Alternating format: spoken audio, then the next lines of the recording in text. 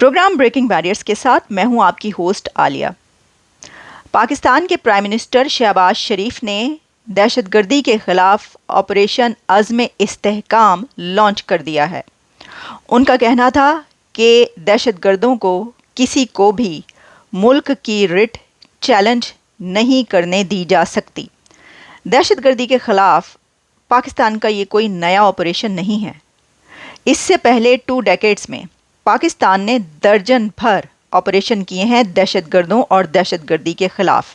لیکن ان درجن بھر آپریشنز کے باوجود بھی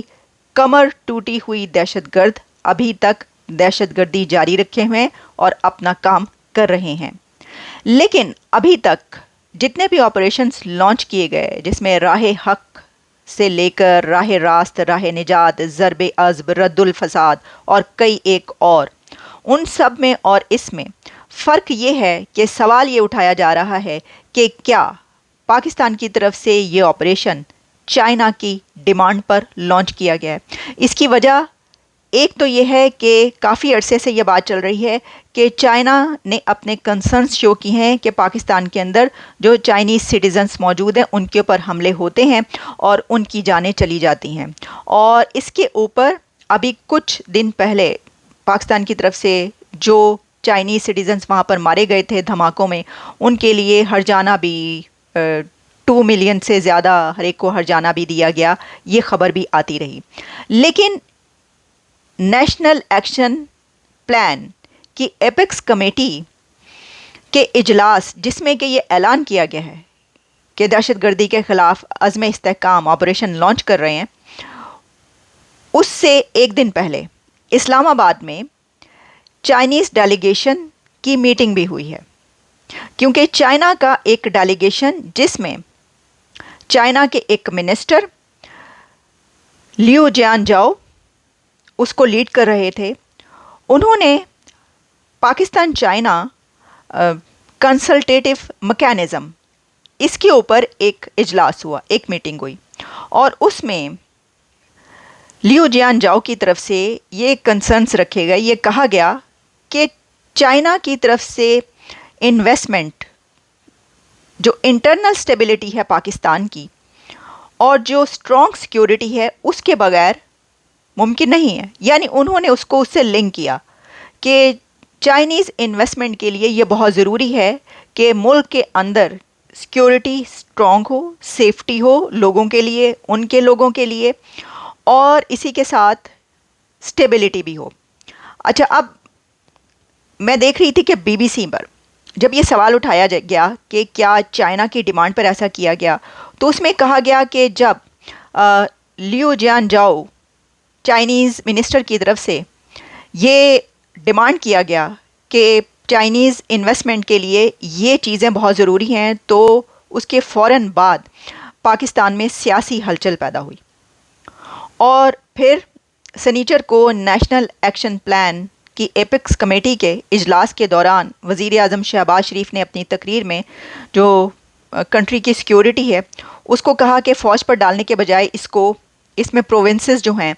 تمام سٹیک ہولڈرز جو ہیں، ان کو اپنا کردار ادا کرنا چاہیے۔ تو اس میں یہ کہا گیا ہے کہ جو ڈکلیریشن ہے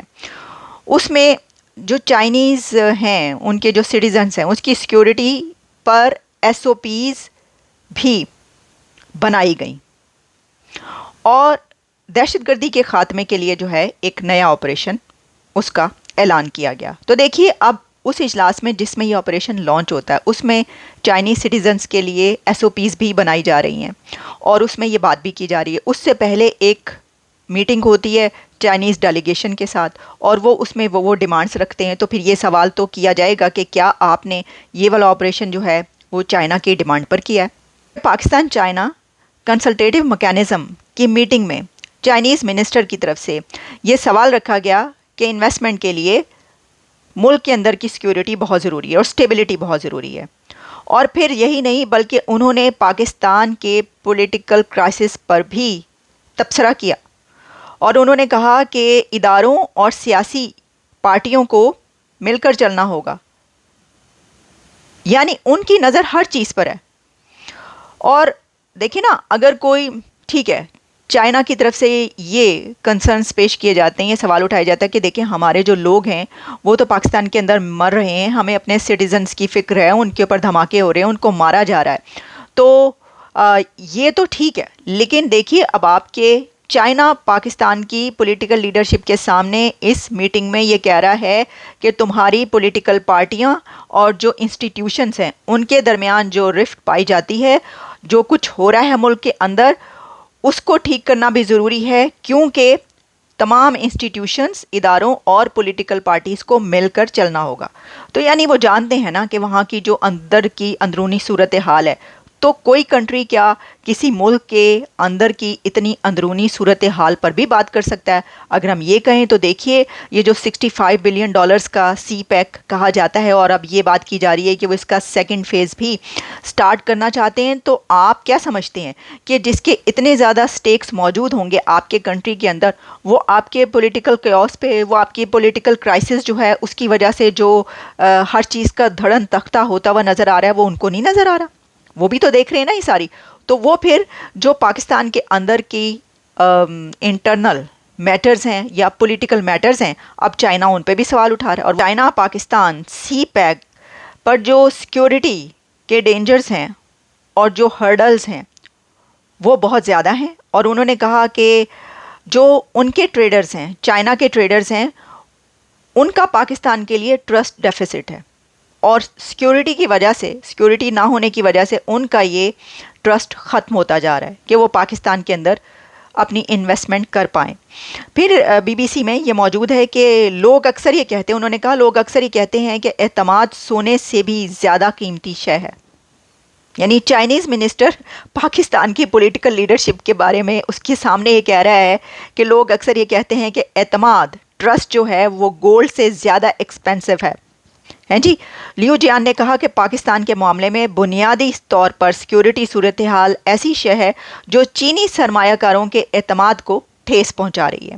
اور ہمیں اس سچویشن کو بہت سیریسلی لینا پڑے گا، اور سی پیک فرینڈلی میڈیا انوائرمنٹ کو بھی یقینی بنانا ہوگا. اب دیکھیے میں آپ کو ایک اور بات بتاؤں، اور وہ یہ ہے کہ اس سے پہلے ڈپلومیٹ میں یہ پبلش ہوا کہ جو چائنا ہے وہ اس کا انٹرسٹ پاکستان میں انویسٹمنٹ میں ختم ہوتا جا رہا ہے، اور وہ اس نے پاکستان کو یہ کہہ دیا ہے کہ یہ اس طرح نہیں چل سکتا معاملہ، تو اس کو ٹھیک کرنا ہوگا، ایسے حالات نہیں چل سکتے. اچھا، جب یہ بات خرم حسین پاکستان کے ہی ایک جو تبصرہ نگار ہیں، جرنلسٹ ہیں، ان کی طرف سے ڈپلومیٹ میں یہ بات کہی گئی، تو پھر اس کے اوپر کافی سوالات اٹھائے گئے. میں دیکھ رہی تھی کہ جیسے کہ یہ کہا گیا کہ نہیں دیکھیں ایسی تو کوئی بات نہیں ہے. احسن اقبال جو کہ پلاننگ کے منسٹر ہیں، انہوں نے یہ کہا کہ یہ گلوبل ایجنڈا ہے، اور گلوبل ایجنڈا کیا ہے؟ چین کا دائرہ تنگ کیا جائے، اور کوشش کی جا رہی ہے کہ چین پاکستان سے پیچھے ہٹ جائے. اچھا، یہ کہہ کر انہوں نے یہ ایکسیپٹ کر لیا کہ ہاں ایسا ہو رہا ہے اور چین پاکستان سے پیچھے ہٹ رہا ہے. جب آپ یہ بات کر رہے ہیں، یہ سٹیٹمنٹ دے رہے ہیں، تو اسی میں آپ مان بھی تو رہے ہیں.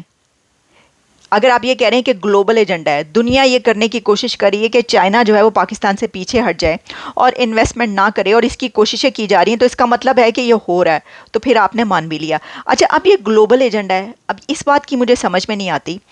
کہ دو کنٹریز جو کہ جس کے بارے میں کہا جاتا ہے کہ شہد سے میٹھی، پہاڑوں سے اونچی، سمندر سے گہری، جن کی ڈیکیڈز پرانی ہمیشہ سے دوستی چلتی چلی آ رہی ہے، کیا یہ دوستی اتنی کمزور ہے کہ گلوبل ایجنڈا ہر وقت اس کو ختم کرنے کی کوشش کرتا رہتا ہے، اور یہ اس کی وجہ سے چائنا جو ہے وہ کہتا ہے کہ نہیں، ہم تمہارے ساتھ نہیں چل سکتے؟ بھئی سمندر سے گہری دوستی میں چائنا کیوں کسی کی بات مانے گا؟ اگر ہم یہ بات کر لیں کہ ٹھیک ہے، یہ جو عزم استحکام آپریشن لانچ کیا گیا ہے، اس سے کیا فرق پڑے گا؟ تو اس میں یہ بھی بات کی گئی اس اجلاس میں کہ نیشنل ایکشن پلان میں کیا خرابیاں ہیں، اور اس پر کون سی ایسی چیزیں ہیں جن کے اوپر کام نہیں ہوتا، یعنی لوپ ہولز اور جو فالٹس ہیں. تو آپ یقین جانیے کہ اب سے شاید 6-7 سال پہلے بھی میں نے ایک پروگرام کیا تھا نیشنل ایکشن پلان پہ. اس وقت بھی کوئی یہ آپریشن ہی چل رہا تھا، تو اس میں بھی یہی سوال اٹھائے جا رہے تھے کہ دیکھیے یہاں پر یہ غلطی ہو گئی، دیکھیے یہاں پر نیشنل ایکشن پلان میں یہ غلطی ہو گئی، یہ جو کہا گیا تھا وہ اس طریقے سے نہیں ہو سکا، اور اس کے اوپر پوری طریقے سے عمل نہیں کیا جا سکا. اور آپ کئی سالوں کے بعد جب پھر ایک اجلاس کر رہے ہیں تو اس میں آپ کہہ رہے ہیں کہ یہ غلطیاں ہیں. یہ نہیں کیا جا رہا. Now this is unbelievable. کیا کوئی کنٹری جو ایکشن بناتا ہے, یعنی جو ایکشن پلان بناتا ہے, اس میں ڈیکیڈز تک ہر سال جب اس کا اجلاس ہو, پہلے تو اس کے اجلاس ہی نہیں ہوتے تھے, کوئی اہمیت ہی نہیں تھی. اچھا, اس میں ایک اور بات کی گئی, وہ یہ کہ پرائم منسٹر شہباز شریف نے یہ کہا کہ یہ جنگ ہماری اپنی ہے, ہم نے یہ مان لیا, چلیں یہی شکر ہے, کیونکہ ایک عرصے تک تو پاکستان یہ مان ہی نہیں رہا تھا کہ یہ اس کی جنگ ہے. اور پھر عوام نے کہنا شروع کر دیا, میڈیا نے کہنا شروع کر دیا, بھائی مان جاؤ جو کچھ ہو رہا ہے, اینٹ سے اینٹ بج رہی تھی اس وقت ملک کی. تو تب بھی کہہ رہے تھے کہ نہیں ہماری جنگ تو نہیں.